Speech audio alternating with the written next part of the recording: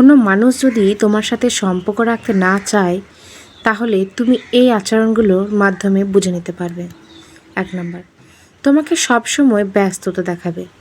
তুমি যদি তার সাথে দেখা করতে চাও অথবা তাকে এসএমএস করো, তার রিপ্লাই না দিয়ে তোমার সাথে দেখা না করার সময় নেই বলে সর্বদা তোমাকে কাজের বাহানা দিয়ে ব্যস্ততা দেখিয়ে সেই মানুষটা তোমাকে এড়িয়ে যাওয়ার চেষ্টা করবে। 2 নাম্বার, তুমি যেগুলো পছন্দ করো না, যেগুলো ভালোবাসো না, সেই মানুষটা তখন বারবার সেই ধরনের আচরণ করবে। যেগুলো ভালোবাসো না সেই কাজগুলো করবে। আর সেই সময় তুমি কোনো রকম প্রতিবাদ করতে গেলে বলবে, আমার জীবন আমি কীভাবে কাটাবো সেটা কি তোমার কাছ থেকে শিখতে হবে নাকি? এটা একান্তই আমার ব্যক্তিগত ব্যাপার, তাই তুমি বেশি নাক গলিও না।